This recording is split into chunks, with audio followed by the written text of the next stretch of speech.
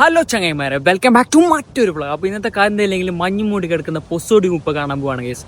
അപ്പോൾ നിങ്ങൾ കാണിച്ചു തരാൻ ഞാനോണ്ട് തന്നെ ചങ്ങൈമാറിലുണ്ട്. കാരണം അപ്പം അങ്ങോട്ട് പോയാലോ. അവർ നമ്മളിപ്പോൾ ആദ്യം നേരെ പോകുന്നുള്ളൂ. നമ്മൾ വേറെയും കുറച്ച് ചങ്ങൈമാർ മുട്ടത്തിന് ജോയിൻ ചെയ്യാനാണ്. അപ്പോൾ അവരെടുത്താണ് നമ്മൾ പോകുന്നത്. നമ്മൾ രാവിലെ ഉറക്കിലാണെന്നുണ്ടെങ്കിൽ വണ്ടിക്കകത്തെ ഡാൻസിനൊന്നും ഒരു കുറവില്ലായിരുന്നു കേട്ടോ. ഫാറൂഖിനെല്ലാം കണ്ടില്ലേ, വയസ്സൊക്കെ കാണിച്ച് ഫുള്ള് ട്രിപ്പ് മൂഡിലാണ് കേട്ടോ. അങ്ങനെ നമ്മൾ മുട്ടത്ത് എത്തിയിട്ടാകുമ്പോൾ പറയുന്നത് മച്ചു ഭയങ്കര ഉറക്കിലാണ്, വിളിച്ചാണിക്കുന്നില്ല. പറഞ്ഞ പോലെ തന്നെ മച്ചുവിനെ വിളിച്ചാലും എണീക്കുന്നേ ഇല്ല. പിന്നെ അവസാനം ഒരു വൈയില്ലാതിരിക്കും മുഖത്തൊക്കെ വെള്ളം ഒഴിച്ച് ചെക്കനെ എണീപ്പിച്ചിട്ടുണ്ട് കേട്ടോ. അപ്പൊ നമ്മൾ നേരെ അങ്ങോട്ട് ഗുംപ്പയിലോട്ട് പോവാണ് ഗൈസ്. പോകുന്നതിന്റെ ഇടയിൽ അച്ഛന്റെ ഒക്കെ പാട്ടെല്ലാം ഉണ്ടായിരുന്നു. അങ്ങനെ അച്ഛന്റെ പാട്ട് തീർന്നാട്ടി മുമ്പ് തന്നെ നമുക്ക് ഫോഗെല്ലാം കിട്ടി തുടങ്ങി ഗൈസ്. ഫോഗ് കണ്ട സന്തോഷത്തിൽ നമ്മൾ എല്ലാവരും ഒക്കെ പാടാൻ തുടങ്ങി ഗൈസ്. അങ്ങനെ ഫൈനലി നമ്മള് ഗുംപ്പൊക്കെ എത്തി ഗൈസ്. ഇവിടെ എത്തിയിട്ടാൻ വേണ്ട വേറൊരുത്തിന് ഫ്ലാറ്റ് ആയി. പക്ഷെ ജാബും അച്ഛനെ പോലെ അല്ലായിരുന്നു ഗൈസ്. വിളിച്ചിരാമൻ എണിച്ചിനാവും. അവന് ബി എണിക്കാൻ കാരണം അവനക്കറിയ ഗൈസ്, എണിച്ചില്ലെങ്കിലും അച്ഛനും നോക്കിയാനേക്കാൾ രണ്ടരട്ടി കിട്ടും എന്നുള്ളത്. അപ്പൊ അങ്ങനെ ജാബുവിനെ എണിപ്പിച്ചിട്ട് നമ്മൾ നേരെ മല കയറാൻ പോവാണ്. ഇരുട്ടത്ത് കണ്ണും കഫാലും കാണാണ്ട് ഫ്ലാഷ് എല്ലാം കത്തിച്ചോണ്ടാണ് പോകുന്നത്. ഈ മലയാണെന്നുണ്ടെങ്കിൽ കുറെ കയറാനില്ല, ഒരു 1000-1500 ഫീറ്റ് അത്രയ്ക്ക് ഉണ്ടാവുള്ളൂ ഗൈസ്. എത്ര ദൂരം കയറി എന്നുള്ളതല്ല ഗൈസ്, മൊത്തം കയറി ഉടനെ കിട്ടുന്ന ഒരു വ്യൂ ഉണ്ട് ഗൈസ്. അതൊരു രക്ഷയില്ലായിരുന്നു, അടിപൊളിയായിരുന്നു. അങ്ങനെ വ്യൂ കണ്ട് തിരിയുമ്പോൾ നമുക്ക് ഒരു കുരങ്ങനെ കണ്ടു. ഈ കുരങ്ങുണ്ടെന്ന് പറഞ്ഞിട്ട് ഞാൻ ആരും ഗുംപ്പൊക്കെ വരല്ലോ, കാരണം ഈ കുരങ്ങ് നമ്മളെ കൂടെ കൂടിയിട്ട് കുറെ കൊല്ലായി ഗൈസ്. പേടിക്കേണ്ട ഗൈസ്, ഈ പായെന്നുള്ള പിരാന്തായിട്ടല്ല, റീൽസിന് വേണ്ടിയിട്ടുള്ള 10ാമത്തെ ടൈക്കാണ് നിങ്ങൾ കാണുന്നത്. അത് കഴിഞ്ഞ് ഞങ്ങളും ചിറാപ്പൂഞ്ചി എടുത്തു ഗൈസ്.